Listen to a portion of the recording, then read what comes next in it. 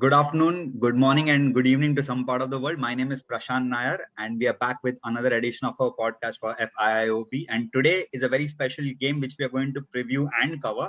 It's Arsenal versus Liverpool. Two of the probably the biggest clubs in English football, not in terms of their names, but also in terms of legacy which they have left behind and they are leaving and creating again and again. One club which has always been petrified and terrified by the stadium creation and lack of funds and transfers, and the other club who didn't win for 30 odd years suddenly won the Premier League and they are on a downward trend, and suddenly fans are starting to think, okay, is this back to normalcy? But having said all of that, tomorrow's game is going to be a cracker. One, because I think Liverpool are going to fight for the top four, and Arsenal, with even in their inconsistent run, they are a team which should be very careful because you can't take them lightly because it's Arsenal always. Before I go ahead, I am going to introduce my panelists. I have Amartya and Sudarsh who are going to speak about their beloved club, which is Liverpool. And I can see Amartya with his big flag there, which Atletico Madrid fans absolutely love, which is this is Anfield. Apart from that, I have two A's who are going to speak about Arsenal, which is Amay and Aditya. So they're going to speak about Arsenal. Before I actually throw the first question to each of you, I'll straight away, ask you this question: how impressed or how depressed are you with Premier League this year in terms of your own team's performances? I'll straight away go to Sudarsh. It's pretty depressing, first of all, because the team isn't per se bad. It's not. There's no sense of that. There is a very innate lack of balance in the team itself. There's a lot of potential there. There's a lot of good talent there, but somehow things have not clicked. So one thing we can always say that oh, it's injuries, or someone is Keita has broken his leg again, something like that. But yeah, that excuse gets old growing into the season. So I'm yeah, glad it you was pretty said that the depressing. excuse gets old, okay? Because Yeah. at least to the Liverpool fans, when I keep speaking every day or the other day, I keep getting a new excuse. I'll tell you some of the excuses which I've heard this season, okay? Yeah, please do. Okay, you can tell me if whichever is wrong. I'm sure all the excuses are wrong, but still tell me if these are the some of the things which you heard. Okay, the first one is Jurgen Klopp's football induces fatigue in the squad. So after the G-Gen pressing, my bad, G-Gen pressing, it takes a toll on the player. So injuries are common. And this is the possibly the worst year because of COVID, the bubble, and isolation, everything. The injuries have gone up. Have you heard this excuse? I've heard this excuse, yeah. Okay. The second is we used 18 center back pairing, the highest in Premier League history. We played midfielders who are not great defenders at center back. So that. I'm not including the Van Dijk reason, because Van Dijk reason is the top. Because of no Van Dijk, because of which our passage of play has reduced, because Van Dijk used to come till half line, because of which, okay, I'm not including all that because we all know it. Okay. Yeah. And the third and the most common reason which I have heard this year is Mane has degraded big time. But very few people have spoken about it. Because they felt that Mane was only average. It was Salah who made that front three look bigger. But we'll discuss all of that in detail. Yeah. Talking of excuses, I'll straight away go to Amay and Aditya. Amay and Aditya, I'll specifically start with Aditya first. Aditya, this was supposed to be the big year of Arsenal, right? I mean, a rookie coach won the FA Cup. Suddenly people started saying that, you know what, this is what the Pep school of management does to you. You always win a trophy. But this year, when I look at Arsenal, they're what, 9th or 10th in the table. If they reach top four, Arteta should be actually having a trophy, or let's say a statue outside Emirates, because it's a season of erratic performances by Arsenal. 3 weeks they're bloody good, and 2 weeks they're absolutely pathetic. So overall, how happy are you with Arsenal this season, or are you happy with Arsenal this season? Well, honestly speaking, we had fans going like the 1920 season was the worst in the history of Arsenal. Like for the last 20 odd years, like we finished 8th, this and that. This is our new era. After the FA Cup win, it gave a morale boost to the fans as well. That Arteta has a vision. Arteta is going in the correct direction. But then came the transfer window. Like after winning the first two matches, like it was against Fulham and West Ham, we had the transfer window saga, as we all know. Arteta, that Arsenal going for Aouar or Partey, both of them. Then finally, at the end of on the last day, we get Partey by paying the release clause. And then you sell Lucas Torreira on the other side, thinking he'll get game time. And then he says, "मेरे को यहाँ खेलने भी नहीं दे रहा यार." Yeah, that's true. And then the big thing came when Arsenal beating Manchester United at Old Trafford after 2006, was it? Yeah, So 5-6 season, it gave correct. us a hope. Yeah, it gave us a hope. Like we are heading into the right direction. And then the slump came in like the month of November. I call it the no-win November for Arsenal. It has been happening for 2 years now, like in the 2019-20 season under Unai Emery also, and Freddie Ljungberg was the interim Interim manager. We manager. had no wins in November last season, and this season also in the Premier League, we had a very terrible run, like losing to Burnley at home, and our main striker Aubameyang not scoring. We had high hopes on him. We wanted him to sign the thing pre-season, and totally going down the slump. Then comes the Chelsea game in the month of December, where like we beat Chelsea 3-1, and then again we have some wins against Brighton and West Brom, which giving fans hopes, right? And then going out of the FA Cup again. So totally, I would say that this has been like one of the most like up and down till now. I will say mostly down, But I but would say, Aditya, it's a you typical whenever you Arsenal performance, no? It's a typical Arsenal performance for years, giving hope, not doing no, anything, but coming then to the as window, thinking we'll sign big players, finally end up signing who they want to sign, but at a higher price. I mean, I understand what you said. I mean, I totally agree with you that it's been one of those weird seasons for everyone. For me, especially because United second in the Premier League, when someone told me, I would have laughed at it. Like second, okay, fine, okay. But moving on, Aditya, before I actually start questioning you guys about tomorrow's game, I'll just first ask Amartya. Amartya, out of all the excuses which I just mentioned, right? And I particularly want to ask you this question: that Liverpool's front three, okay, were hailed as better than MSN, BBC, whatever, okay, or I've heard comparisons and I've seen comparisons on Twitter saying that the whole trio of Mane, Firmino, and Salah is greater than Rooney, Ronaldo, Tevez, sheer by number of goals. Whatever. I'm not even comparing the trophies and everything because it's pretty unfair on Ronaldo, Rooney, and Tevez to just say that because they had very limited time as a trio. If I have to compare them, right? I mean, they played 2 years. After 1 year, Tevez left, and another year Ronaldo left, and while these three are playing for 3-4 years now together, all 3 years almost together. Yeah. So it's very unfair if I compare in terms of appearances and goals. But having said all of that, don't you think that apart from all the excuses like or the blame, which is no center back signing or people who signed are not good, the fatigue, etc., one major reason for Liverpool's failure is the misfiring of this front three? See, a lot of thing depends on how the fullbacks and the backline are performing. Because when it comes to the performance of the front three as well, if you notice, uh, when it come like Virgil van Dijk, when we had Virgil van Oh, you Dijk, had to take his name. Go I on. like when he gets the ball, and then suddenly the opponent teams don't press us because he knows that one switch from that back line and the front three are going to fly like one, like uh, they're going to tear it apart. But when it comes down to any other defender like Nat Phillips or Kabak, there's this complacency that people have, that okay, if we go ahead and press them, maybe we can win the odd ball and score the goal. So that is one thing that suffers. So when it comes down to Virgil van Dijk, he gives Yeah. it an extra edge that helps in counters. I was just going back through a few videos, and I saw that goal of Mane against Neuer. Mane wasn't having that brilliant season back then also, but then that one night away at Munich, when we won the Champions League, and like I have never seen Neuer turn into Ben Foster like that, and Mane did that. I don't know how people. Man, you shouldn't be saying that. You have Adrian as a second choice keeper. I, You I, have seen I worst. yes, I have seen actually worse, but I haven't seen something like that. I haven't seen something like that. But to see that, I was actually bamboozled that Mane could do something like that. He was, and again, it was all Virgil van Dijk's making. That was a brilliant ball, and again, and even when you see that goal that we were trailing Arsenal when we played at Correct. home, Yeah. and then again the equalizer came again from Virgil van Dijk long ball. Yeah. So a little bit of all the attacks or the impact of the front three comes down to Virgil van Dijk as well.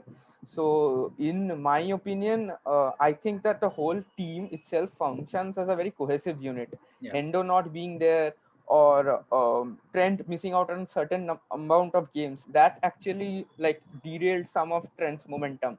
So that also is something that has disrupted the whole composition, because the whole team hasn't played for like a set team hasn't played. There have been like a run of 15 odd games, and then someone gets injured, and then again comes back to the straight Then you into lose momentum of what is yes, already yes, gathered, and yes, then it's again yes. So it's start like and then again, stop, yes, so on and so that is forth. what. Fair enough. Am I talking about momentum, starting about talking about starting and stopping? One player who I think Arsenal have should thank a lot is Martin Odegaard. I mean, that man is a gem of a footballer. He can see passes and pass which no one could see on the football pitch, and the goal which he scored 2 weeks back, an absolute banger, a long range belter.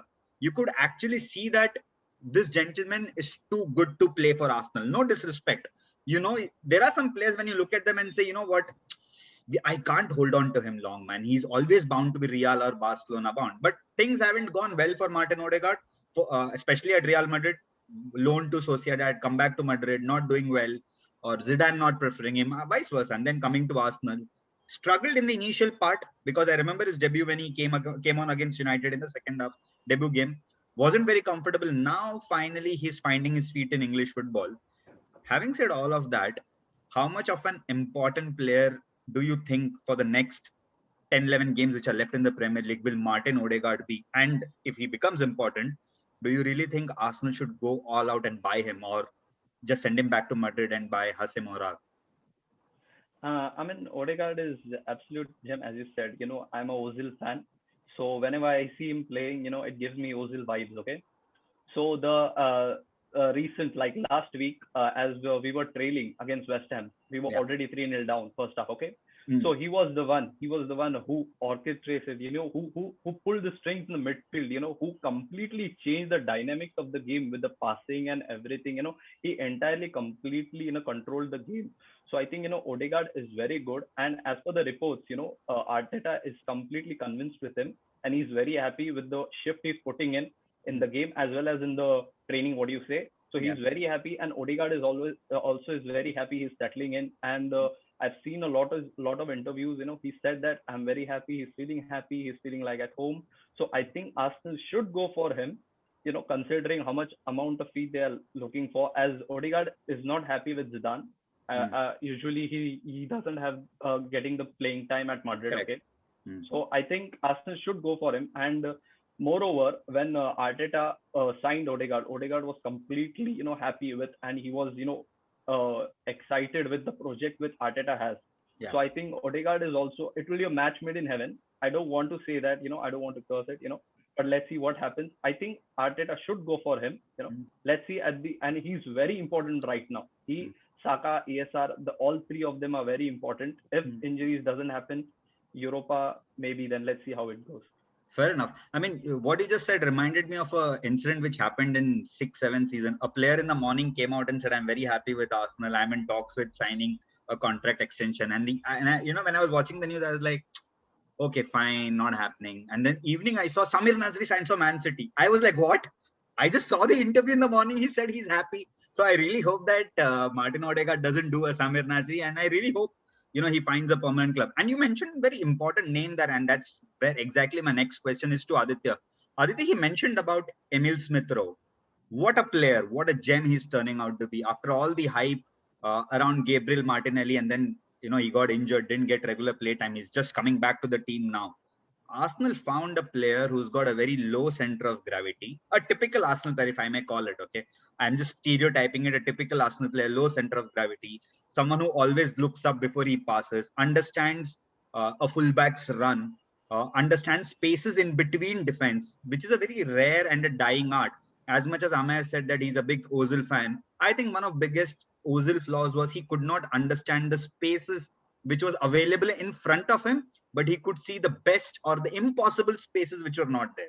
But sometimes you just need to play football in a very simple manner, and that's exactly what Emil Smith Rowe does. So overall, if I had to pick one positive from the season for Arsenal, it will be finding a talent like Emil Smith Rowe. So if you are an Arsenal manager, let's say an Arteta, what would be your message to Emil Smith Rowe for the remaining set of games?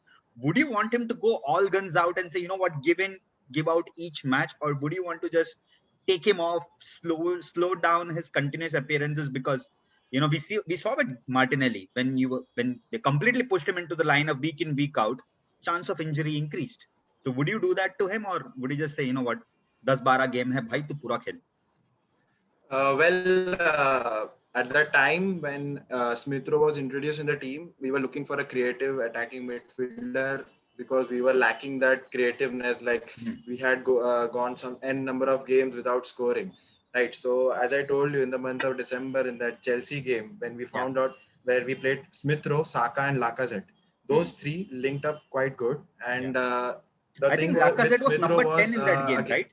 That's when he started playing a number 10. Yeah, he was playing. Yeah. He does that very well, and it was a new discovery. Otherwise, he would have been playing at top, and sometimes he would be benched. Like Arteta used to play Nketiah in place of Lacazette back then. So Smith Rowe was a find, and then we had to go into the January transfer window looking for a backup option because we had found a good camp player, and we could not we could have play him game in and game out like we did with Saka. Like in my opinion, Arteta has overplayed Bukayo Saka because he's playing all the games. So which is now visible in his performance, right? Because like from the last 3 or 4 games he has been quite quiet. So we needed a backup option, and then we got Odegaard. And that what happened was Odegaard plays in the number 10 position, and then Smith Rowe was pushed to the left in the Arteta 4-2-3-1 position. And then for the first few games, Smith Rowe didn't click that much on the left. But then we saw the game, one of the games, where he quite linked up very well in the Tottenham, in the North London derby. He linked up very good with Kieran Tierney, and he almost had to rub that, right? North London derby. So Smith Rowe has been a great find. I hope. I think last season we had given a contract extension to Gabriel Martinelli and Bukayo Saka. I hope Arsenal board, like there were talks of tying him up for the a good amount of time, giving him a new contract to Smith Rowe, and I think that kid deserves it. Fair enough, man. Now we've spoken about Arsenal in general. We spoke about Liverpool in general. Now I wanted to ask Liverpool fans, especially Sudarsh, that matter of fact. Please don't take me wrong when I'm saying this. Liverpool find it difficult to get into top 4 right now. And I'm not saying it out of disrespect. It's just because of table position. Liverpool are with what? 7th or 8th position with 46 odd points. If they win, they'll have 49 and they will want West Ham to lose, etc., etc. For them to get into top 4 is a bit of a dicey situation. That's on one hand. On the other hand, there is Mohamed Salah's favorite opponent who's coming, right? Which is Real Madrid. So if you were thinking right now, what are you going to prioritize? Are you saying that, tomorrow's game is important, I need the 3 points, and I also need to win the Madrid game? Or you would say, kal draw mila na to bhi chalega, but that Madrid game is more important because God forbid, if I don't get to top 4, I need to win the Champions League. What would you do, Sudarsh? What are you going to prioritize in this? See, in my mind, the road to top 4 is more or less closed. I don't see Liverpool making it to top 4 on our own results. First of all, even if we win the next 9 games, I hope we do. So you are like Kings like Punjab. Matlab, not likely. tumko bhi le dubenge sanam. It's exactly like, we will have to depend on the results of other teams to get into top 4, which is again, it's not in our hands. So if I were coaching, obviously, if I were in Jurgen Klopp's shoes, I would be prioritizing the Madrid game because I feel that is more winnable than the Arsenal game. Arsenal is known to, at least in terms of let's if we talk about Arteta's game, it's much more compact, it's much more defensively stout. The entire game that they play is compact. That's such a big irony defensively when you say that. And we've seen that in the last game is compact and stout, because I think you're right that way. Even as a United fan, I hate to face this Arsenal than the older one, because this Arsenal does not give you spaces. That's because they themselves can't create anything. So what they're trying to do is, matlab main to create nahi kar raha bhai, tu bhi mat create kar. So this is so Jose Mourinho-esque kind of football, and Arsenal are playing that football. That's such a big statement, right? At least for all of us who's watching Premier League, We always knew Arsenal as this team who did that 4-3 against Norwich, who came back, who scored 5-3 against Chelsea. They will keep on attacking. And now when you're saying, no, it just made me think what you're saying is right. I mean, these are so compact, they're stout. I mean, they are just not going to give you space. So I was saying that you were right that way. You know, this Arsenal are not going to give you space at all. Exactly. And and honestly, that approach has relatively worked out for them. I mean, there are games that where they've made, mistakes and they've conceded goals that they should not have, which is understandable because Arsenal is still in that sort of building phase. They're not complete. They're not the finished article yet. It has Sorry, been that the is case United's dialogue. Huh? That's not Arsenal. That's United fans' dialogue. Yeah, but it's the truth though. If you think about it, Arsenal are nowhere close to having the sort of, ideally go into a season with like 11 good 11 players who know each other, and then you have the 18-man squad which knows each other, and you have a couple of 2-3 new additions, improvements. Yeah, exactly, who can step into the team regarding depending upon the game list. Yeah. Now Arsenal barely has a the 18-man squad, so they're not the finished article yet. So if I'm looking at them and I'm seeing that this team is already extremely hard to break, and they've made moves for Partey, which they got eventually. They're looking at Aouar, who also fantastic energy, and he can actually create that sort of space from dynamics, different dynamics to their existing midfield. Yeah, and that is a team I would not like to face. Madrid, on the other hand, is at least in my mind a little more lightweight in the midfield. I know that they're extremely good on the pass. I know they're extremely good on the pass, but I hope that we can press them. And again, it's also a matter of pride that we lost the final. We would like to get something back, at least a small sense to brag at least. Fair enough, man. Fair enough. Moving on with what you just said, right? Amartya, I have this question for you. Once you face Arsenal tomorrow, what do you think is your predicted 11? What do you think was your lineup for the game? I'll just have I'll have Nat Phillips in center half, and Kavak. Obviously, I don't see where Ben Davies is right now and what his stance is at the club right now. In the midfield, I'll definitely have Fabinho, because once Fabinho is in the midfield, we add different dimension to Thiago's game. We see Thiago Alcantara. We don't. Oh, sorry, I forgot that excuse. Yeah, fair enough. We have Thiago Alcantara. We have the usual Thiago Alcantara that we have, and I think that there will be Gini Wijnaldum, but I am desperately looking forward to see Curtis I thought he left for Barcelona, man.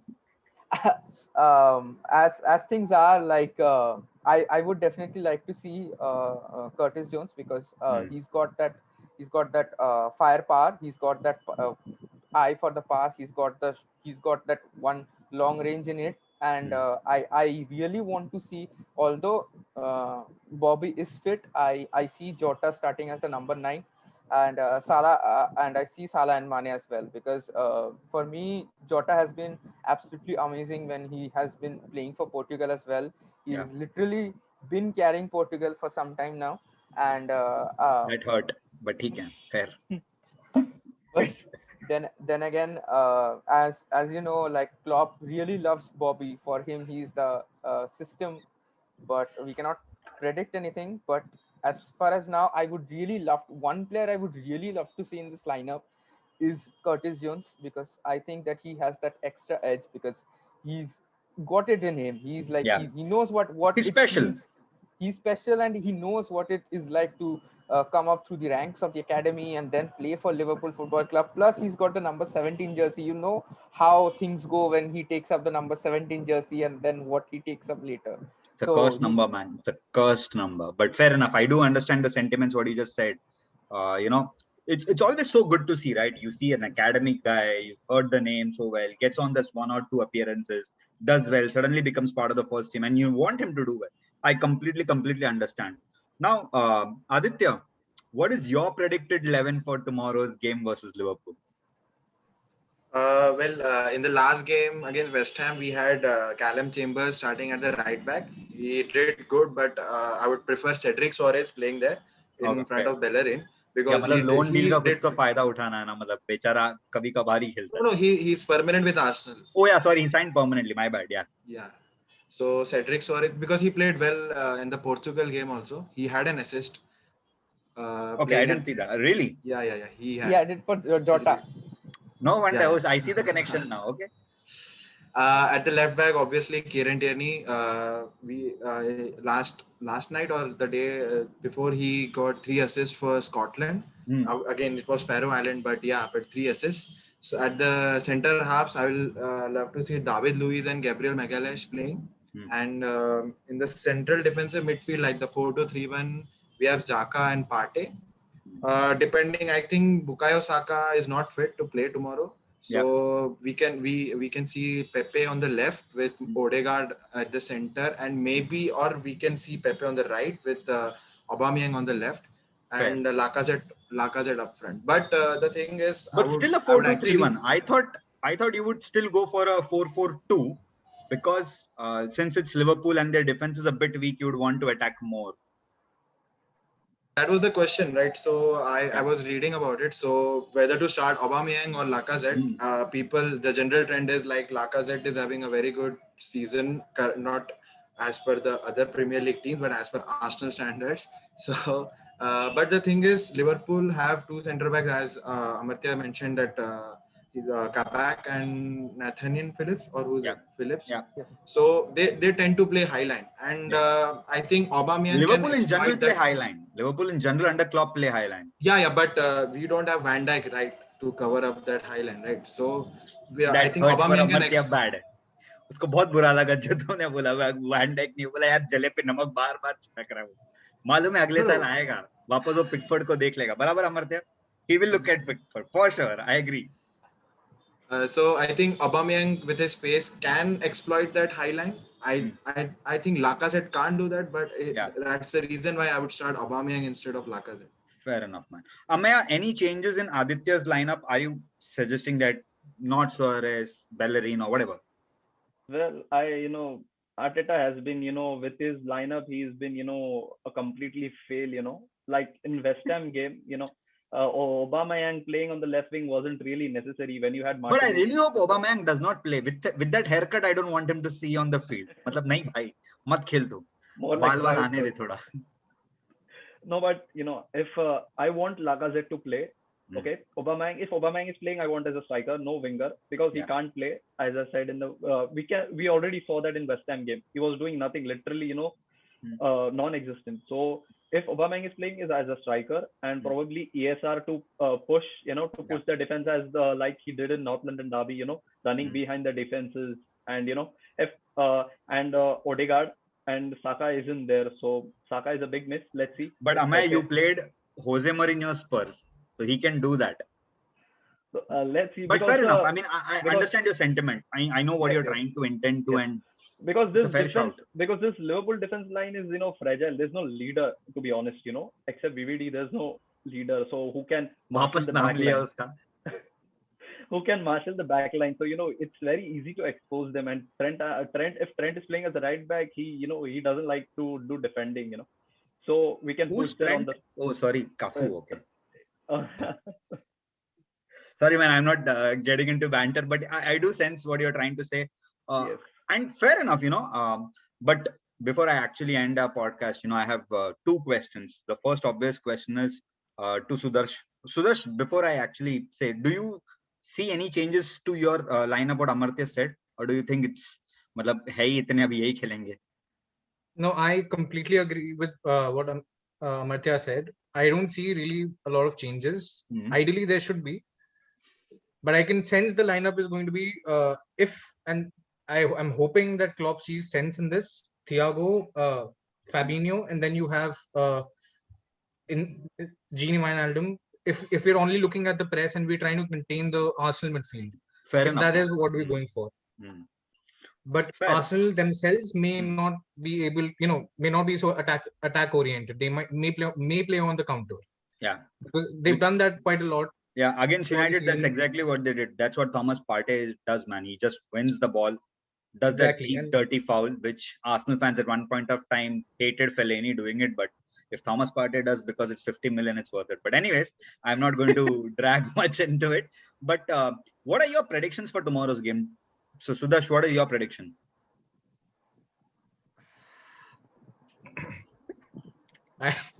I am not like this is the only question I'm frankly dreading because I can't really predict. I'm Okay. hoping, and in my mind, I think if things go right with us, like if everyone plays their bare minimum, Yeah. I can see us winning 2-1 at the very least. Good 2-1 shout. because But you're still not confident of a clean sheet? I'm not confident of a clean sheet. No, because as Ameya said himself, our backline may not be, while he said fragile, I would not say it that way. The problem is it doesn't have the sort of balance that we had earlier. For example, when you have Matip, who's not that quick, but Yeah. he reads the game pretty well. Yeah. On the other hand, Virgil van Dijk, he also reads the game really well, but he's also insanely fast. So, in that sort of sense, Yeah, I Kabak remember the is slow. tackle on Kabak Mbappe. is slow. Yeah. I'll never forget that Mbappe tackle by Kabak Van is Dijk. slow, and then My yeah, goodness, that was I used to one watch that. crazy tackle. I was like, is he ostrich? You can't just go 4 steps and tackle from behind. It's not Yeah, it's- legal. That's And insane. imagine tackle. for a guy that size, he's Yeah, he's what, 6'3", 195 centimeters. He's How many 6'3", people? 6'4", right? Yeah, 6'4". He is. 6'4". It's almost unheard of to see Yeah, someone exactly. run that fast, so accelerate so fast, and still have that sort of composure. Either you We have also one of have those two. we also have a tall center back. Let's not talk about him, but yeah. Yeah, your He scored, tall center back is a little different though. yeah, I mean, he scored a great goal, apparently a great goal. And when I saw the goal, I was like, that. I mean, yeah, that's Harry Maguire, not Robert Lewandowski. But Yeah. if it makes you feel happy and confident, fair enough, man. I mean, goal is a goal. FIFA में मैं भी थोड़ा space ज्यादा दबा दूंगा तो उतना power में ऊपर जाएगा, एक्स दबा दूंगा डायरेक्शन भी जाएगा, ठीक है, but fair enough. But I do sense what you are saying and I know why you said 2-1 is a decent result. Amartya, do you agree with 2-1 or do you think you'll go for a clean sheet if possible? See, for a clean sheet, first things first, we need Alisson to be a leader. He was leading the back line when he was playing against United. When United came at Anfield, he had a blinder of a game. United probably should have won that game. Bruno Fernandes, Pogba, Probably. They should have won the game. Of but course. then again, Alisson, as he is, he on his day he could win you games on his very own. So if Alisson, like, we have a very young backline, we have a very, like, our center backs are pretty young. Both Nat and Kavak, both are very young. Then again, he needs to marshal them. He needs to keep calling. He needs to trust his center backs, and then he has to marshal them. He is the one who sees the game from in full view. He gets the whole view of the ground. So in that case, he has to play a very crucial role in keeping the clean sheet. If I'm not wrong. So in that case, I think that Alisson's role is very, like, imperative. And I again don't see us keeping a clean sheet, not because of the fact that we are fragile or something like that, but because of the inexperience that we have and all the strikers that Arsenal have, particularly Aubameyang. He's a veteran. He knows how to do it. He knows how to do it. He had he scored against us in the Community Shield as well. So I don't feel that this backline would be a problem, especially Nat and Kabak, because they are relatively inexperienced. So fair enough. I with Jota in touch, Jota, like, everything he touches is turning out to be gold. Before injury, after injury, he scored gave me a lot of Wolves. FPL points before injury, and then I was like, when he got injured, bhai, abhi tu bhi bacha, matlab tu hi tha, abhi tu bhi injured. Like, he was playing against Wolves, and then he scored that. Like, I see this redemption arc, and it's absolutely phenomenal. He comes out, and against his ex club as well. So for me, like, if Jota has his Portugal form replicated, I see us winning by some margin, 3-1, 2-1. I take 2-1, but I'd say that 3-1 is a very likely possibility. Convincing, because Salah has a very good penalty scoring record as well. Okay, fair.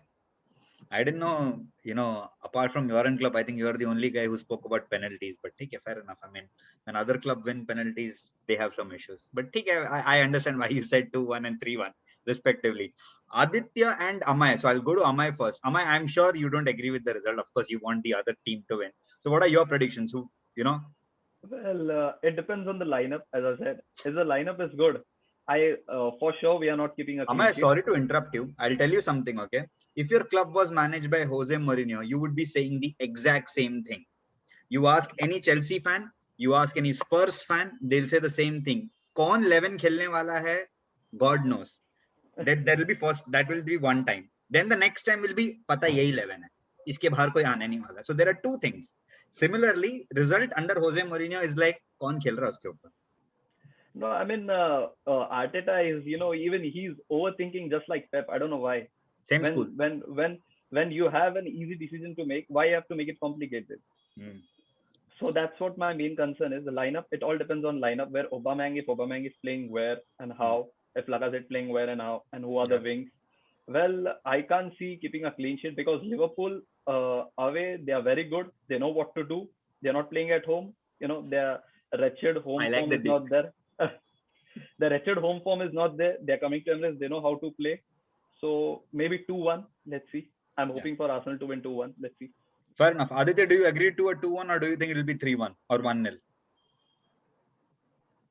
Well, I will just say that they are saying the attack as you mentioned that the top three, the front three isn't performing. But yeah, Jota is somebody to be scared of. But again, I will say don't forget him. Said okay? by the commentators as well by their Don't forget him. Arsenal are their own. You forget this guy, right? Never. The merchant. So. Yeah, I got you. Yeah, you understood, right? So don't forget him. Arsenal if he gets space. Yeah, I got you. If he gets space, it's dead. The game is over in seconds. That's true. Sorry. So as I was saying, so as it is being said that Arsenal are their own enemies from the past few games. We have seen that. So I hope we turn up the best out tomorrow. I'm hoping an Arsenal win, 2-1 to Arsenal. Fair enough. After hearing all of you, I think you guys are very spot on with your predictions, but I'm trying to put on a hat as a United fan right now rather than a host. I really hope the game becomes extremely, extremely entertaining. It's a game with a lot of great attack and a lot of great defense, but I really hope the result is a 0-0 because if you guys end 0-0, right, it gets even more interesting because from then on, Arsenal have got a difficult, when I say a difficult, they'll have to think, ab kya? Europa ya Premier League? Of course, Premier League is out of equation for them as of now itself, but a win tomorrow, Arteta would again start thinking, you know what? I'll again fight for that Europa spot. While if it's draw for Liverpool tomorrow, every focus is on Real Madrid game. Obviously, anyways, it's going to be. Then that game is going to be one hell of a fixture. It's anyways was billed as the encore of the Champions League final. That will light fire under Jurgen Klopp's place, thinking that bhai up to jeetna hai. So it'll be fun to watch Liverpool, all fired up Liverpool versus not so injury comeback Madrid, but it'll be fun game to watch. So as a neutral, I really hope the game is a draw for obvious personal needs. But if I was just a football fan thinking, I really think Arsenal can pull this off. And if Arsenal pull this off, it will be in some style because Arteta's brand of football is stylish. But like you rightly said, it's overthinking as well. So it can go both ways. Once again, guys, thanks a lot. It's been an absolute pleasure talking and discussing football with you. May the best team draw tomorrow, not win. Anyways, guys, thanks a lot once again. Thanks, Sudarsh. Thank you, Prashant. Thank you, Prashant. Yeah, thank you, Prashant. Cheers.